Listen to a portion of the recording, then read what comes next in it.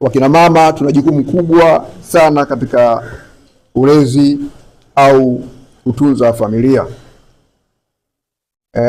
Wanasema ujikubali. Mwanamke lazima ujikubali, na vile vile lazima uwe mtu wa furaha.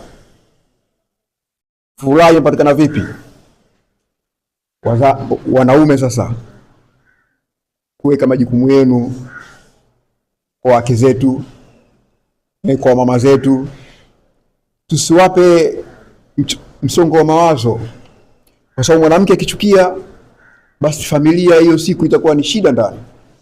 Hata watoto watapata tabu, na wewe baba mwenyewe utapata tabu vile vile.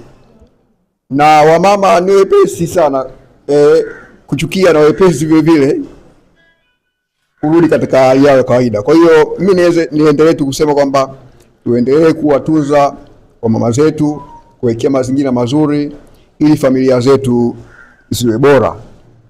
Itakuwa ni maadhimisho ya siku ya kitaifa ambayo pia itafanyika na kiwilaya.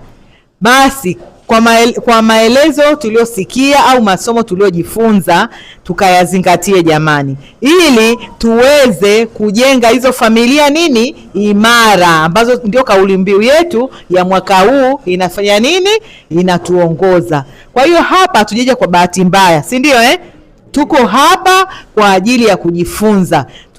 Wahenga walituambia elimu haina elimu haina mwisho. Basi hapa tuko mahususi kabisa kwa ajili ya kupata hiyo elimu ili tuweze kubadilisha familia zetu, ambao ni ulevi uliopindukia, matumizi ya madawa ya kulevya.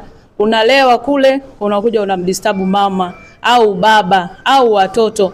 Maana kama ninavyowaambiaga mara zote, ukatili ni ile hali ya kumtendea mtu kitendo kitakachomuumiza au kuondoa ule utu wake. Unatoka kule umelewa, unafika hapa nyumbani, wanaamka wote saa 8 za usiku kwa sababu wewe umekuja. Au wafanyii ukatili? Hadi watoto unawaamsha, unatukana matusi ya nguo. Ukatili kila mtu anazijua. Si ni kweli jamani wazazi? Kama na mimi huwa nawafundisha mara nyingi, si ndio? Maana tunavyokuja hivi kwenye swala la familia, wahusika wakubwa ni wazazi, walezi. Unaweza ukawa na watoto, sio kwamba uliowazaa tu. Uishi na hao watu. Hakikisha uwafanyii ukatili.